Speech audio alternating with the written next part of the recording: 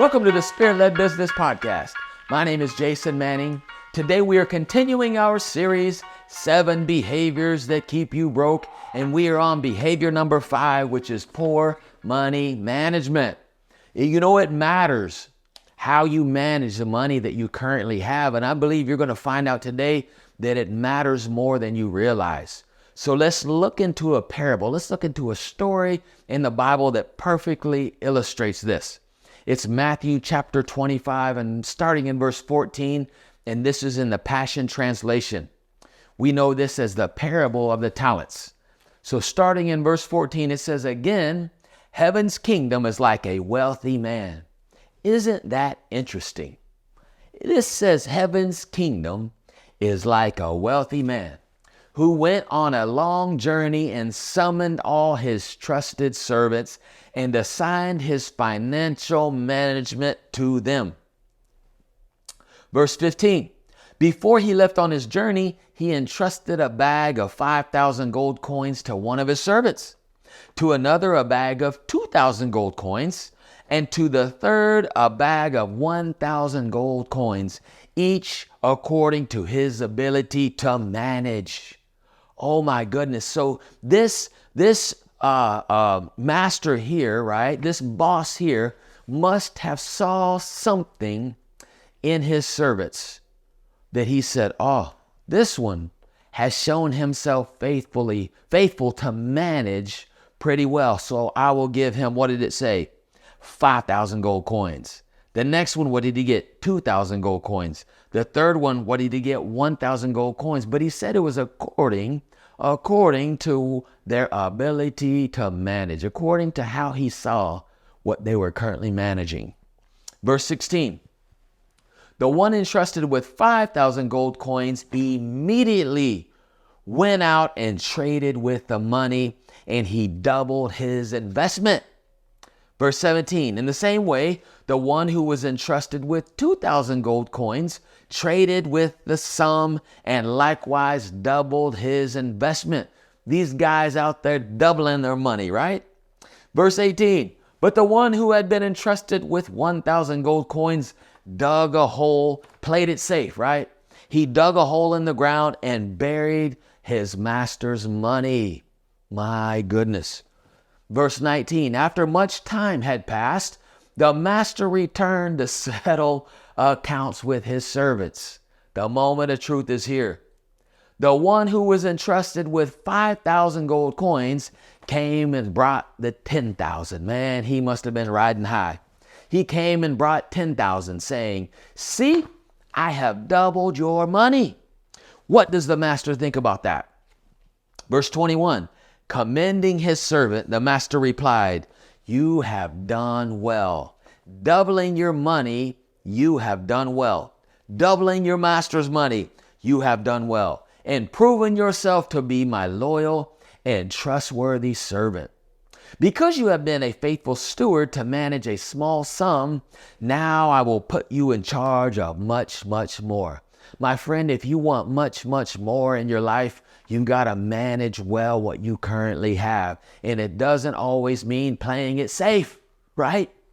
You got to seek God, and then you got to get educated on how money works, right? What's the best way to manage? What's the best way to invest your money? What's the best way to use your money? Maybe it's buying a piece of real estate, right? Maybe you could be at a spot where just investing in yourself, just educating yourself with the money that you currently have, with what you currently have, could be a great investment to get you on the road where you can begin to make some really good investments that can bring you what? Much, much more. So he tells them, I'm going to put you in charge of much, much more. You will experience the delight of your master. How many want to experience the delight of your master? Who will say to you, enter into the joy of the Lord. Let's look at verse 22. Then the one who has been entrusted with 2,000 gold coins came in and said, see, my master, I have doubled what you entrusted to me. Verse 23, commending his servant, the master replied, you have done well. Doubling your money, you have done well.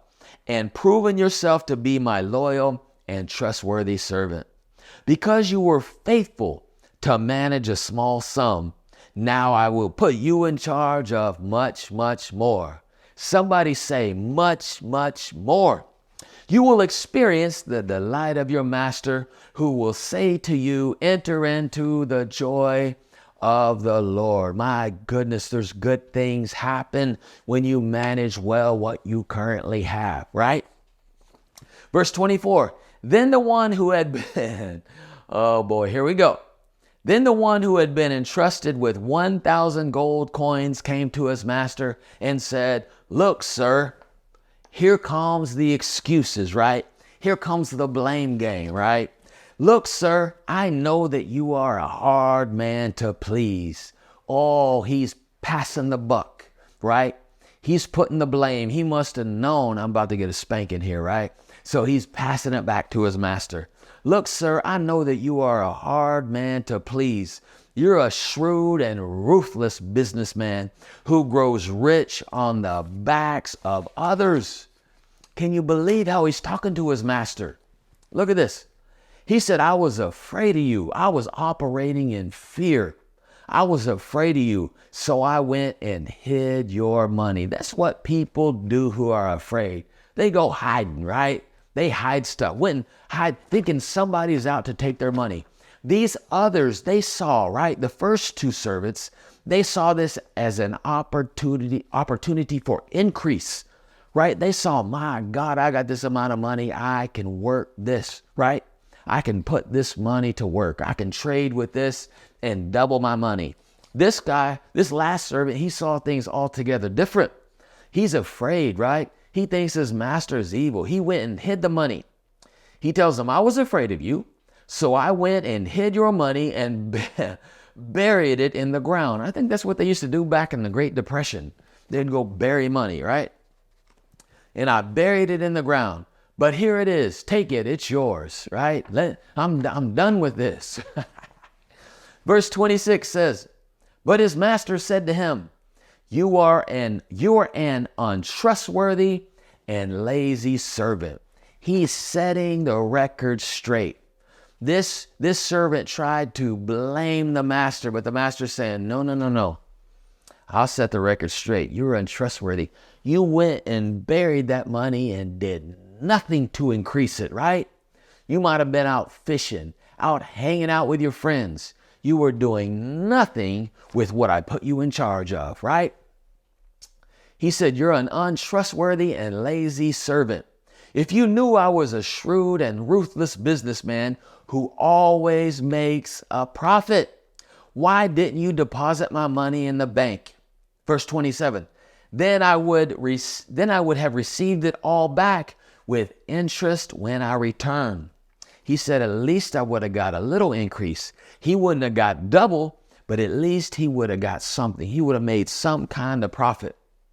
Verse 28 says, but because you were unfaithful, I will take the 1,000 gold coins that you had buried, right?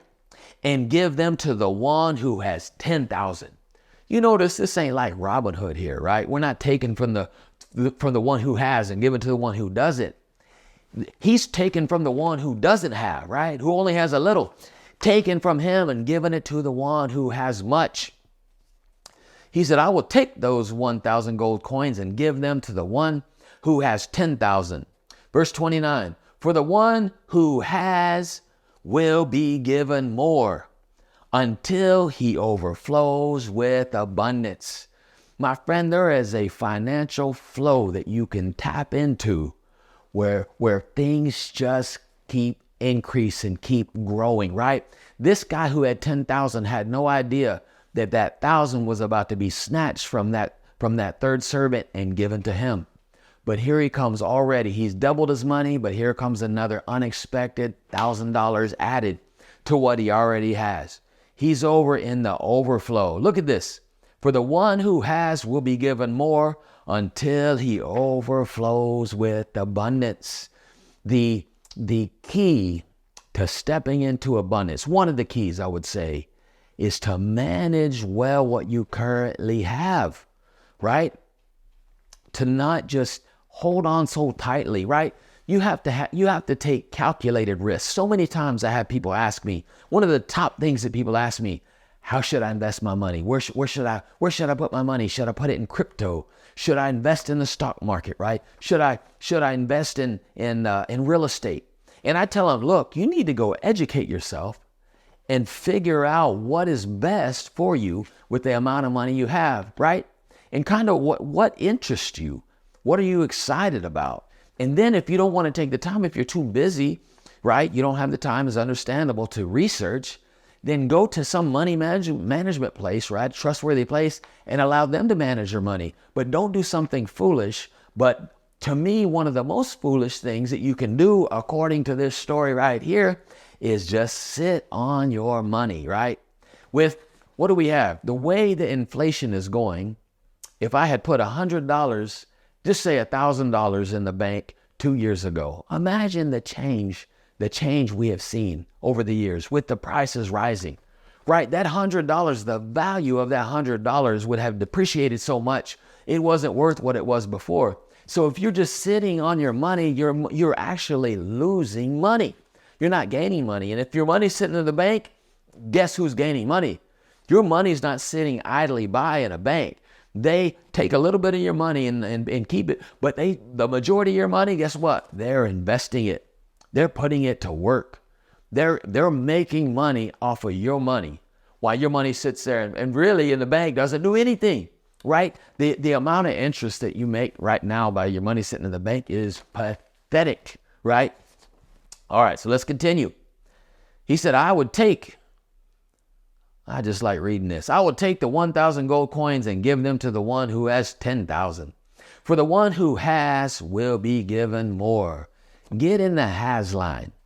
For the one who has will be given more until he overflows with abundance.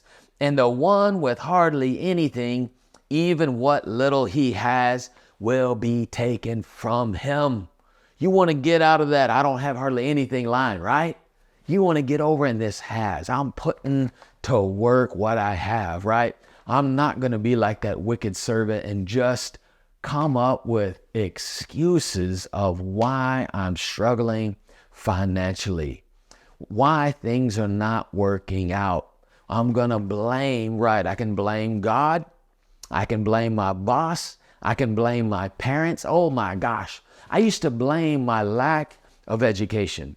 I said, God, if I would have paid attention in school and then went to college, I could have got an education. And then I went really shortly after getting out of high school, I went into full-time ministry, traveling in ministry. So I spent 12 years doing that, right? With no kind of real a career, right? And so I used to say, if I wouldn't have did this, if I would have been educated, all this, right? Until one day God got a hold of me and said, boy, why are you making all these excuses? What do you have now, right? It's time for you to educate yourself, right? Put a plan together, get moving forward. And my goodness, he has blessed me and my family tremendously, and he wants to do the same for you. So today, go back and read this story, right? And then seek God about what he would have you do, how he would have you manage your money, what he would want you to do with your money, what areas he would like you to invest your money. And you will see you'll enter that abundance flow. You'll enter that place where God puts in your hand much, much more. Thank you again for tuning into the Spirit-Led Business Podcast. If you will like, subscribe, and share this video, it'll help get these teachings to others. And until next time, God bless you.